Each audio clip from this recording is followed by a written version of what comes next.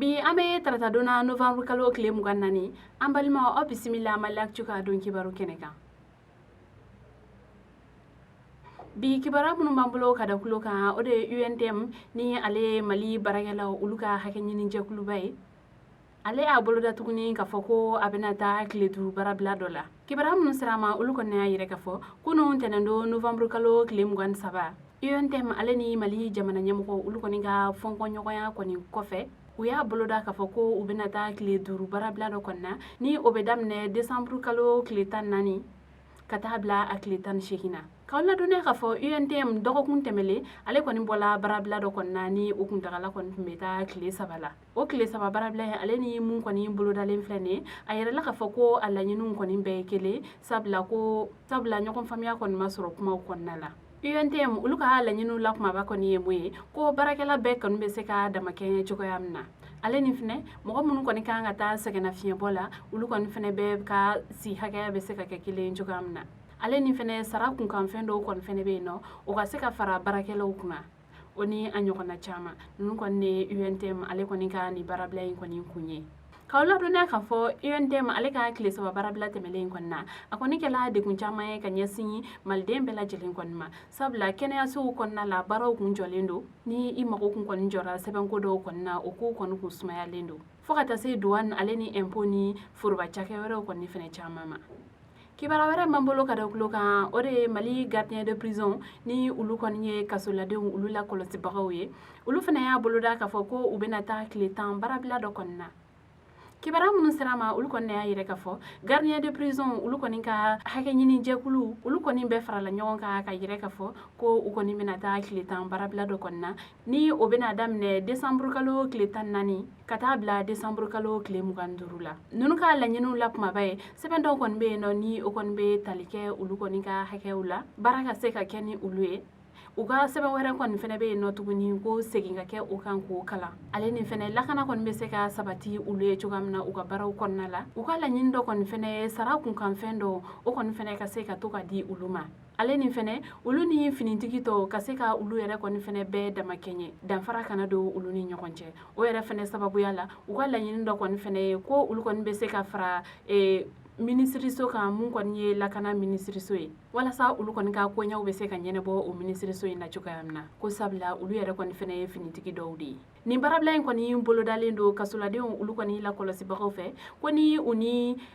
jamana nyam ko kon ma ben fola ko fara fos kon tala ulu be tani barabla ena ko wani barabla en kon nala ko kada kasula de ulu so ma kon kuluka ko mo kon tena se ka ta bo iso mo kon ye kasula ko wa fene ko alni mo kon kun kan aboni wakati ko falen kon nala ko otikite na labo ko fo ni barabla en kapa ko wa fene ko alni sharia tigla mo ule mo fene nyanki ko obla kata kasula ko otiki yere kon fene tena do kasula uluka ni barabla en kon ni wakati kon nala kibara wara mbambolo kada ukloka ore mali kene ya tigla mo ulu kon fene ya buluda ko ulu fene binata barabla la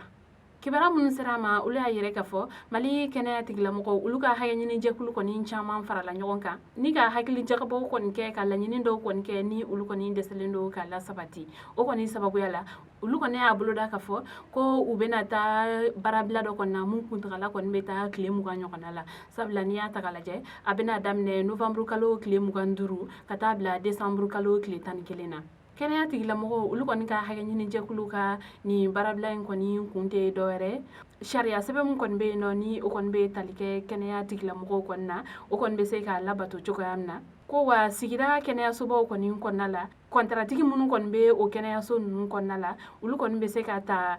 collectivité ulu kon ka fonction publique la choko yamna fonction publique des collectivités moko munun kon fene bola enseignement supérieur o soroli kon be se ka nugo ya ulu yere kon fene ma chugamna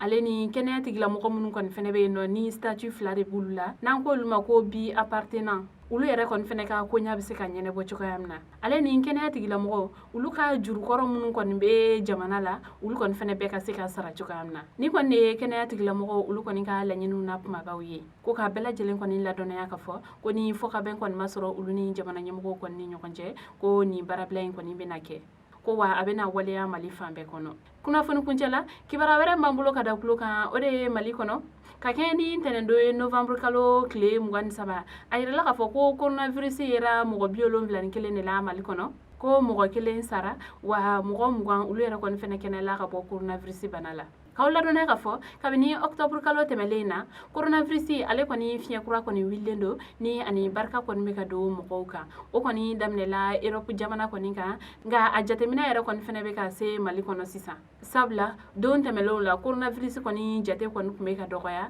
nka an bɛ don min na i ko bi a kɔni bɛ ka yɛlɛ ni fanga ye o sababuya la mɔgɔ minnu kɔni kɛnɛyala ka bɔ coronavirus bana la olu kɔni bɛ taa mɔgɔ 7,000